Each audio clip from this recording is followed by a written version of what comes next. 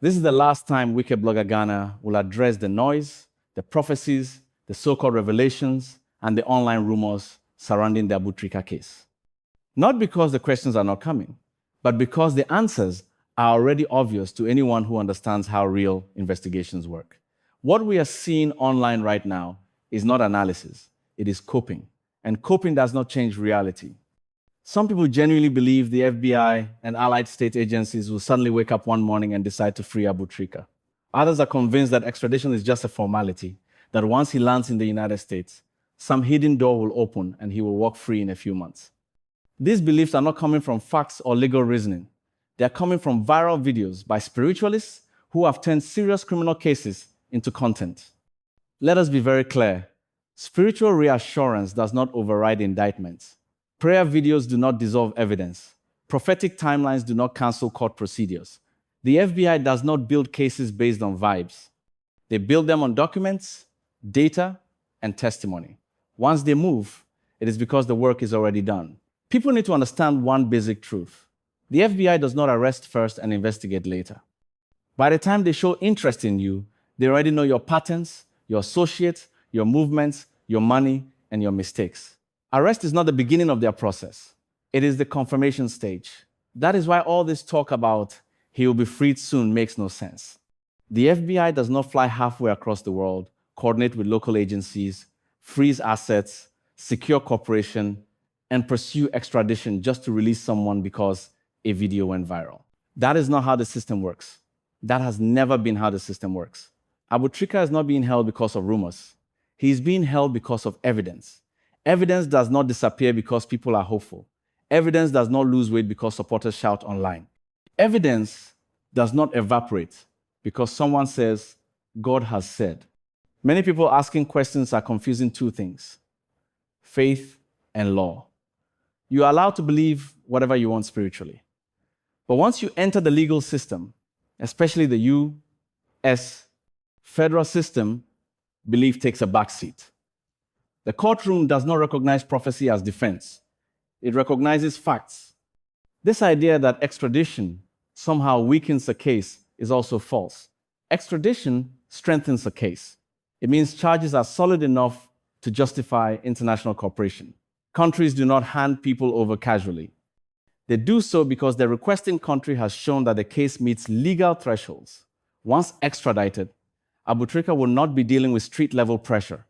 He will be dealing with federal prosecutors whose only job is to secure convictions. These are people who handle dozens of similar cases yearly.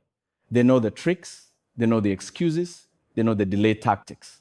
Nothing about this is new to them. The only scenario in which Abu Trica sees any form of relief is cooperation. And even that has limits.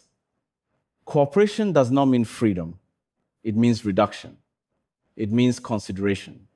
It means shaving years, not escaping responsibility.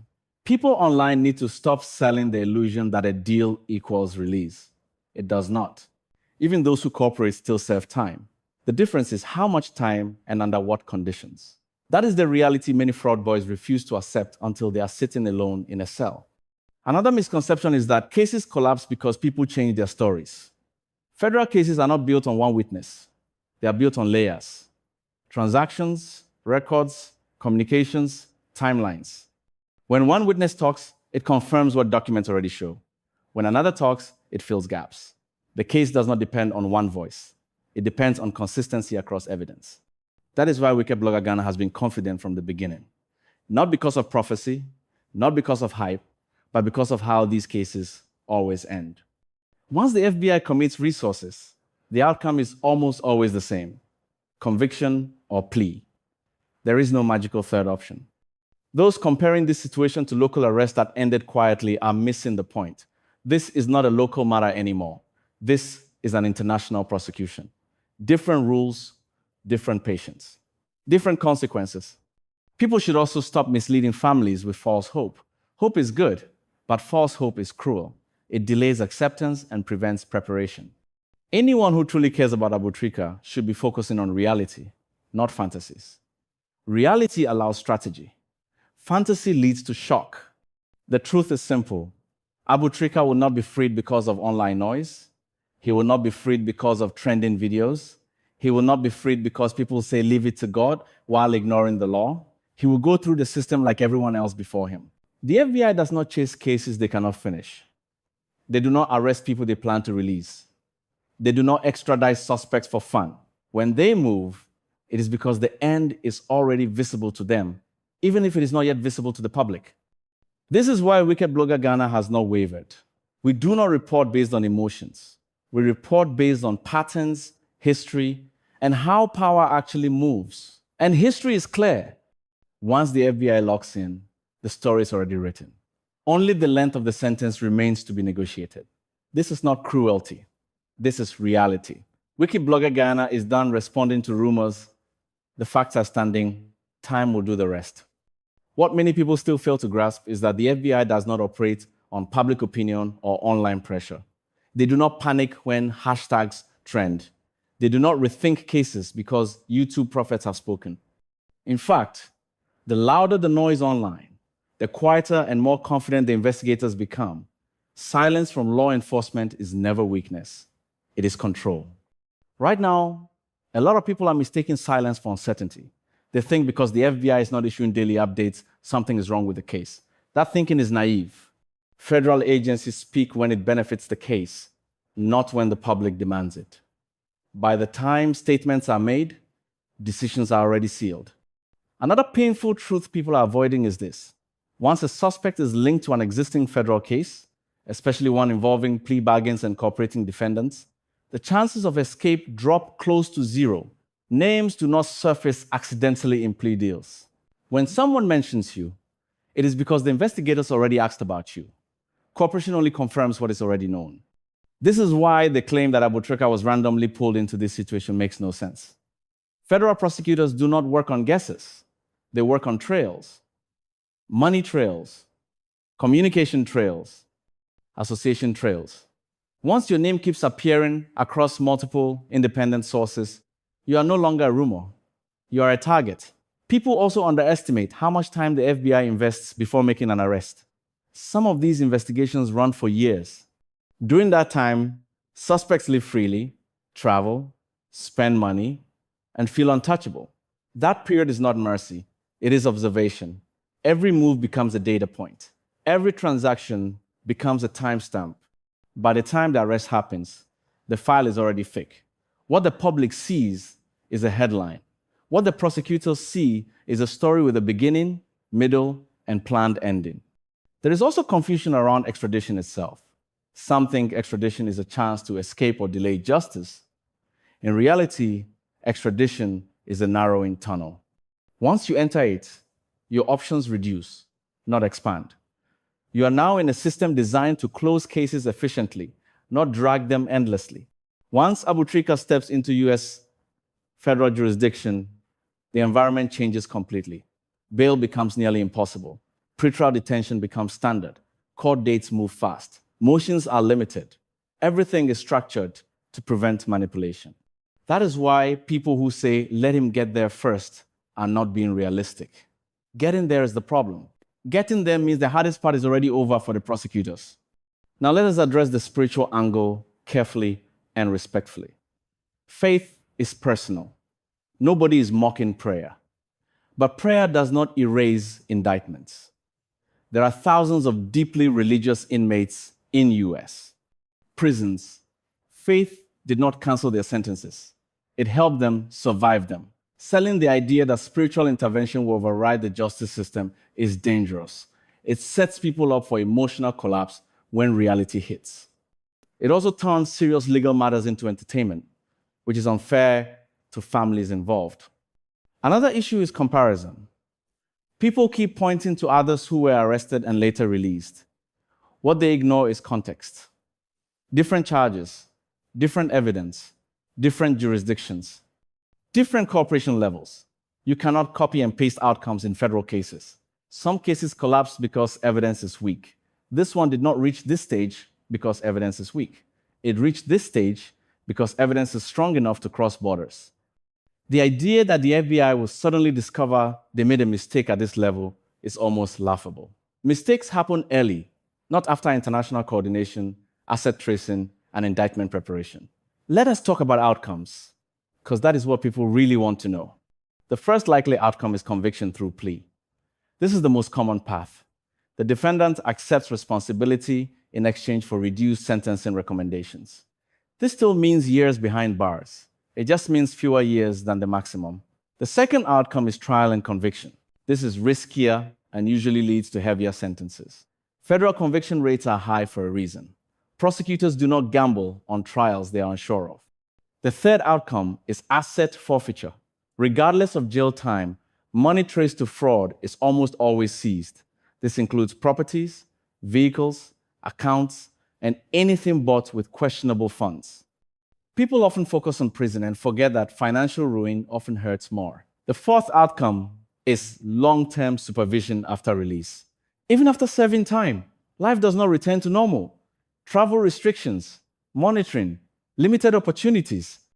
The system follows you long after the sentence ends. What will not happen is a quiet release with no consequences. That chapter does not exist in this story.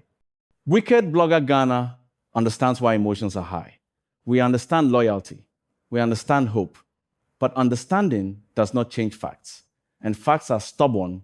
This case is no longer about belief. It is about process. And the process is already moving. The noise online will fade. The videos will stop trending. The promises will be forgotten. But the court records will remain. The sentence will remain. The lesson will remain. That is why this platform chooses clarity over comfort. What is happening now is a collapse of a long-held illusion. And that illusion is that there are shortcuts out of international crime once the net finally closes. For years, many people watched arrests happen on the news and convinced themselves those were unlucky ones, careless ones, or people without strong backing. They believed that with the right prayers, the right prophet, the right political link, or the right money, the system would bend. Abu Trica's case is proving that belief dangerously wrong. The FBI does not arrest to intimidate. They arrest to prosecute. By the time their name enters a case file, the investigation phase is already over. What is left is procedure, extradition, court appearances, plea negotiations, sentencing. That is the reality many people are refusing to accept. This is why wicked blogger Ghana has remained calm throughout this entire saga. We are not reacting to rumors. We are not chasing trends. We are reporting a process that has already moved beyond public influence. One uncomfortable truth must be stated clearly. No amount of online noise changes federal cases. The FBI does not read TikTok comments to decide outcomes. They do not consult prophets. They do not negotiate justice through social sympathy. Their cases are built on documents, financial trails, witness statements, wire transfers, digital footprints, and cooperating defendants. That is where many people misunderstand how Abu Trica landed here. This was not a random grab. This was not political witch hunting. This was not jealousy. This was a calculated result of years of activity finally catching up with him. When people say, why now? The answer is simple. Because now the evidence was complete. Because now enough connections had been mapped. Because now cooperating individuals had spoken. Because now the money trail made sense end to end. Cases like this are slow by design. Investigators allow suspects to live freely while unknowingly documenting themselves. Every purchase, every transfer, every connection, every mistake. The louder you are, the clearer the picture becomes. That is why flaunting is not just foolish, it is evidence. Many of the same people promising spiritual escape today were silent when Abu Trica was openly summoned by authorities. They said nothing when accounts were frozen. They said nothing when properties were sealed. They said nothing when associates began distancing themselves. But now, with fear spreading, they suddenly have revelations. Ask yourself a simple question. If freedom was guaranteed, why the panic? If release was assured, why the sudden wave of prophecy? Hope is being sold because reality is uncomfortable. Another issue people are ignoring is extradition. Ghana does not extradite based on rumors. Extradition happens when formal requests are backed by indictments, evidence summaries, and diplomatic agreements. The moment extradition discussions begin, the receiving country already knows exactly what charges will be filed. This is not guesswork. This is law. Once extradited, the environment changes completely. There are no press conferences, no social media performances, no political pressure, just courtrooms, lawyers, prosecutors, and judges who deal with hundreds of similar cases yearly. Abu Trica will not be treated as special. He will be treated as case number something. That reality shocks many people because they are used to a system where money can slow things down. Federal courts do not slow down for money. Another painful truth is this: even if a plea deal happens, it does not equal freedom. A plea deal reduces exposure. It does not erase punishment. It often requires cooperation, asset forfeiture, and acceptance of guilt. It also carries long-term consequences that do not end when prison time ends.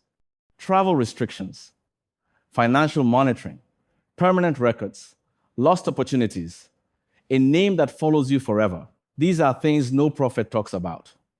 Wicked Blogger Ghana has watched this pattern repeatedly. At the beginning, denial, then anger, then bargaining through spirituality, then silence, then reality. This is why we are firm in our reporting. Not because we enjoy bad news, but because false hope destroys people faster than truth. There is also a broader lesson here for the youth watching closely. International crime is not a game of luck. It is a countdown. Every move you make is logged somewhere. Every dollar leaves a trail.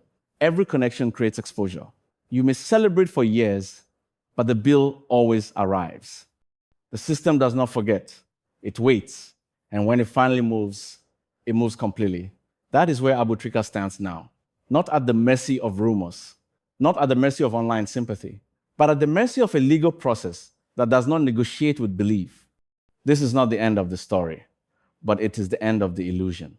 The illusion that arrests are temporary. The illusion that fame protects. The illusion that prayer replaces evidence. Wicked Blogger Ghana will continue to report facts, not fantasies. And as this case unfolds, one thing will become increasingly clear to everyone watching: the era of easy escape is over.